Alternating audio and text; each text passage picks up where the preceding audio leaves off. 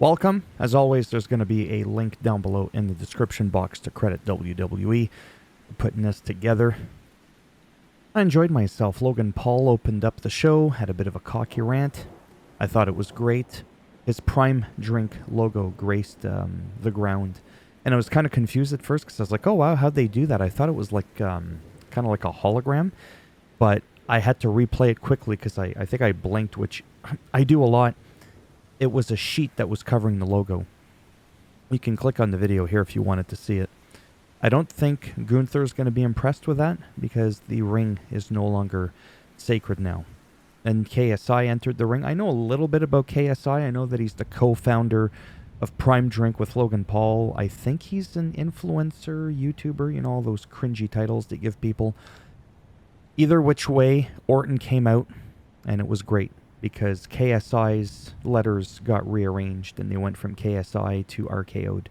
It was a wonderful, wonderful thing. And then he dumped the Prime juice in the nether region, and it looked like he peed himself. And afterwards, we ended up happening.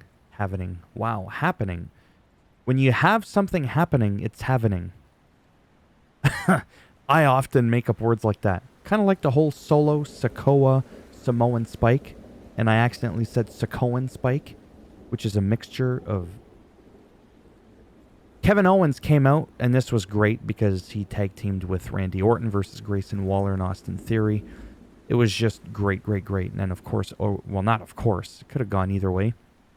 Orton and Owens, 0-0, won. And then that's when Logan Paul came out, interfered, came out with the brass knuckles. But Randy Orton grabbed the brass knuckles. And wasn't it interesting? And I'm making a big deal out of this right here. Orton, I'm trying not to look at my notes because I'm constantly like this. Orton, when he grabbed the brass knuckles from Logan Paul there, and he charged to knock him out, he got out of the way and kind of came close to Kevin Owens. But Kevin Owens saw that. And Orton was like, no. Like, you know what I mean? Like, it was obvious that it was an accident, and he didn't hit him. And Kevin Owens was perfectly fine with it. This wasn't one of those, like, I knew I couldn't trust a snake. Like, it wasn't anything like that. Because oftentimes, isn't that what ends up being the case? I can't believe you kicked me or you hit me. AJ Styles did that recently, and it's just like, really? Like, it was so blatantly obvious that it was unintentional. Anyhow, so I appreciated the fact that they didn't make a bigger deal out of it than what was there, because there was nothing there. Backstage interview with Bayley.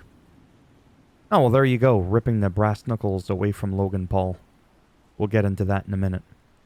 Backstage interview with Bayley, which was really nice, with Caleb Braxton talking about the downfall of Damage Control and whatnot.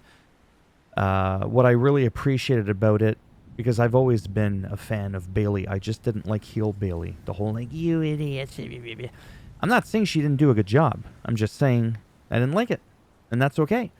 Now she's just like normal Bayley, if that makes any sense. Just calm, not trying to like insult everybody, always using the same word every 3 seconds. And it makes me happier. Because for me, it's more tolerable. Some people can go either way with the whole heel face thing.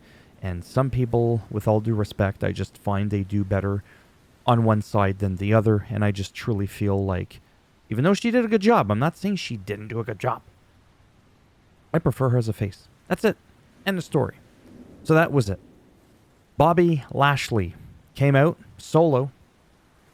And then he faced off against Karrion Kross, who came out only with Scarlett, at least initially. It was a great match. AOP eventually came out to interfere, which brought out the Street Profits, so on and so forth. And then BFAB ended up trying to chase Scarlett. Yeah, so I just wanted to say, Karrion Kross, I'm biased, but I love that guy. He's awesome. I've always said he was awesome. But now it's even more awesome because I follow him on Twitter, and he follows me back now. Just wanted to kind of brag about that for a minute. And we quickly had, it was a very quick back and forth, not like it was a half-hour conversation here. But he was talking about martial arts because he's in Brazilian Jiu-Jitsu. And I told him that I used to teach Shotokan Karate, all that sort of stuff. And it's just really cool because he's been going out traveling as well a lot. And he's been kind of like vlogging a little bit, him and his wife. Because don't forget, Scarlett's his real-life wife. Yeah. something Seth Rollins and Becky Lynch, wow. Not wench, I said wench. I made up another word now. Wish they could do, because they're never on screen together, where he literally gets to work with his wife. Anyhow, so he's quite active on Twitter, shares a lot about his personal life, all the places that he travels to, and, new motorcycle that he buys or whatever. It's really cool. I like him a lot. I always did, but now just even more so. Thought I'd throw that in there. Backstage, Dragon Lee runs into Santos Escobar and the crew. I always say the crew because Los del Fantasma. I think I may have to reread it a couple of times for me to remember it, because I keep forgetting it and butchering it. Anyway, Santos says the LWO is dead. Basically trying to make fun of Dragon Lee and all that. A little bit of a shove. Whatever. It's Tiffy time. Versus Mishin. It's a good match. I enjoyed this. Really, really enjoyed this. Didn't make Mishin look bad in my opinion. But it was nice to see that she's getting more one-on-one matches. She's just getting more airtime. I really appreciate Mishin. I wish she would have come out with, I almost said the OG, the OC, the Good Brothers. Carl Anderson, and I always want to call him Fester, because he used to be Fester. Carl Anderson and, the big guy there. I forget his name. This is why I'd get fired if I was in the WWE. Then again, I'd spend more time researching and not keep forgetting people's names. It's on the tip of my tongue. I don't even want to pause to look. You know who I'm talking about. Goddamn Good Brothers. And the whole thing with the AJ Styles, that really pisses me off, that faction is more or less kind of non-existent. Really, really bothers me a great deal. But anyhow, this was good. This was the right time, literally, for Tiffy to come up to the main roster. Because, like I said, it took 5-10 seconds for me to be like, oh, that's why she got called up to the roster. Because sometimes you wonder. Some people come and you're like, not too often, but it happens once in a while. Vignette promo with AJ Styles on LA Knight. He's still holding a grudge. This was good. Again, convincing, believable that he's a grump. Pete and Tyler Bate. Yes, I got that correctly. Were playing backstage. Well, they weren't playing backstage. They were both backstage. Tyler Bate was playing 2K24, which is what I'm going to do a little bit after I'm done recording this and flapping my gums 100 miles an hour. It was kind of funny in the sense of because Pete Dunne walks in, I was always a.k.a. Butch, right? Kind of looks just off, and Tyler's like, all right, fine, I'll go talk to management, talk about, our upcoming match, and if we're going to get a tag team title bout. And then Pete's gets the remote from Tyler, and then as he walks out, he just kind of looks and goes, well, whatever, and just starts playing. I don't know. I thought it was kind of cool. I like those little segments, like I said. Sometimes the culmination of those little, whatever you call them, segments throughout the show can sometimes trump, for me, the entertainment I get inside of the ring. Sometimes. Or it could at least be pretty close. Santos Escobar and I almost said Nelly Gatto. Wow. And Legado del Fantasma. I'll get it eventually someday. But in this case, it was Angel that was facing Dragon Lee. And you know what? This was just awesome. And I've said this before too. Sometimes in tag team matches, you're starting to kind of get the flow. Not always. This might not even make any sense. But when you're in a tag team, you're literally splitting the spotlight, the energy that you're putting into the ring, the performance. And when you are one-on-one and there is no tagging in your tag partner, I find you get to see, not literally from a time perspective, more of the superstar, but you start to maybe see the creativity a little bit more because you have to kind of literally do more. I know what I'm trying to get at. And I'm just being honest. I knew that he's a good superstar, Angel. But I was like, that was really, really good, rather than just, it was good, at least for me. So this was fantastic. Like I said, Dragon Lee is, for me, I'm not even kidding. When they were joking around backstage, going, oh, you think you're the next Rey Mysterio? Well, in terms of the size and, the mask, obviously, the whole look, and then inside of the ring, it is just nuts. Like, it's just not normal. But I used to feel the same way about Sin Cara, if you remember Sin Cara. He used to run, there was two of them, allegedly, supposedly. He used to run down to the ring, and without the help of anything, would just jump from the ground all the way over the top rope into the ring. I truly felt and knew that Sin Cara could be like, you know, another Rey Mysterio. And with all due respect, that didn't really happen. And it's sad because that dude, or those dudes, were really, really good. I don't remember if the original one was better. I think so. But I remember his debut. If you look it up, Sin Cara, S-I-N, like Sin, and then Cara, C-A-R-A, Sin Cara Entrance or whatever. You'll see that. The second one, I think the guy was a little bit bigger. Yeah, and I don't know really what happened with him. But anyways, I just hope the same thing doesn't happen to this guy. I just really, really hope so. That it doesn't. And then there was the vignette promo with Damage Control talking about Bailey and how Dakota Kai was in. And then the ladies were speaking Japanese, which was nice with the subtitles again. Kind of like what they do with Shinsuke. And yeah, it was cool. It'll be interesting to see who Bailey can rally behind her. I'm kind of hoping... Oh, I forgot to mention earlier, before we get to the last segment, I kind of forgot something here. Oh, right, with the Bailey and Kayla Braxton thing. So afterwards, they zoomed in on Naomi and Bianca. And Naomi was there looking on the TV screen. And she was like you could tell she felt bad. And then she expressed that she felt bad for Bailey. And Bianca was all like, I don't feel bad for her. She brought it upon herself. That wasn't supposed to be an impression, by the way. I wonder if somehow, maybe, Naomi could rally up behind Bailey and kind of be like friends. You know what I mean? Like to kind of build up, not necessarily like a faction or anything like that, but Bailey on her own, and then all of Damage Control. It's like, who's going to get behind her? Is Trish Stratus going to come back? Whatever happened to Lita? Remember when they lost the tag team championship belt? She never, ever came back. Like, I still have all these unanswered questions. There's really not much to say about this. I mean, the whole whopping 21-minute thing is there. So even if you don't have cable, you can watch the whole thing. I mean, if you're watching me and you know what I mean? You haven't seen this or whatever, you can right from here.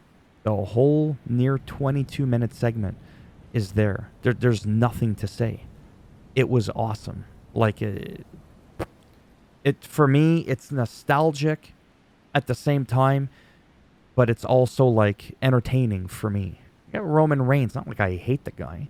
I don't like how his character's been as of late and him holding the championship, blah, blah, blah, blah. But overall, I still love the death. Roman Reigns and The Rock and Seth and Cody. It's just so good. So we ended it off with a banger, rather than starting it on the banger and then going over the minutes and then cutting into the time of the people that came afterwards. And then some people were trying to play, look, you see, they're always screwing over the women. But yeah, bitch, had nothing to do with the women.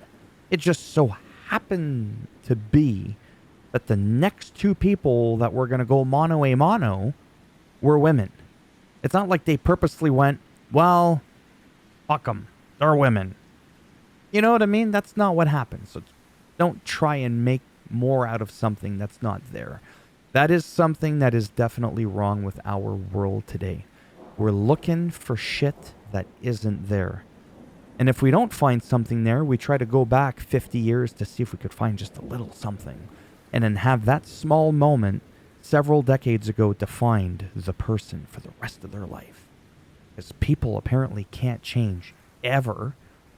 No one's supposed to ever make a mistake. And I'm ranting, but that's okay. I'm having fun. Remember, this show is free. You didn't have to pay a ticket for this. Thank God. And for me, because then the pressure would be on, I'd be blinking twice as much as I am now. which, like I told you before, if you met me in person, I almost wouldn't be blinking at all. We'd be talking and I'd be like this. And you'd be like, I don't think that was the same guy I saw on YouTube. Motherfucker doesn't blink. What's going on? Then I'm here and I'm all like, It's the lights, it's the excitement. I get all whatever you want to call it. And then my hand starts to go like this. I think it's a French thing, which I'm allowed to say that parce que je suis français. I am French after all. Oh yeah. Just because, there, I don't talk like that. I'm allowed to make fun of that accent because people assume if I was French that I would sound like that when I speak English. It's called I figured it out and I got rid of the accent. What I did, I said, there's no accent for me. Y a pas d'accent. Pas du tout. Jamais. Je vais jamais en avoir de ça. That's enough. You could tell I'm off my meds. And that's okay. Because I haven't been on them in almost a quarter of a century. Thumbs up if you liked the video. It does greatly help support the channel with the algorithm in trying to make me somehow more relevant in the search results when people are looking shit up on the internet. That's what they say. And if you didn't like it, you see that size 14 finger? Well, we can break that off in your ass. You're off the Solo Sokoan spike tonight. You'll get the rock finger instead, the people's finger. And if you want to subscribe to the channel, exactly. Don't even want to finish that sentence because everybody always goes, make sure you like and subscribe and hit the notification bell so you can be notified. Oh, that's what the bell does. Really? Never would have guessed. But I get it. Every day there's somebody new that comes to YouTube and it's their first time. I always find it funny when people go, and I've said it before just because I was being a smartass, when people are like, well, it's not 2005 anymore. People know about YouTube. Not really. Because every day there's somebody new tuning into YouTube for the very first time and they have no idea how that shit works. Kind of like how none of us knew the shit worked back in 2005. Had I known, I would have been recording way back then. Do you imagine? That's when, like, just after the ruthless aggression era, I could have been a part of that. I would have been YouTubing before all the bigwigs. The small afros, the assembles, the BDEs. It would have been ATW before BDE. My 3-letter acronym would have been out before. Remember, all in good fun, Brandon says he does everything. BDE, Brandon does everything, but he doesn't. He should rename himself to BDW. Brandon does wrestling. Because he doesn't do everything. I don't fucking see him jerry-rigging shit with iPhones and building cars and going hiking and playing fucking Survivor Man. That would be Brandon does everything. He's doing something, but not everything. He doesn't even talk about AEW. He doesn't even utter those words. BDE. You are BDW. Yeah, and I'm ATW. I don't even know where I was going with that. You see what happens when you're... Okay? So I'm going to end it now. Take care. And maybe, as I always say, in true sincerity, if I'm lucky, maybe I'll see some of you in the next one. Bye for now.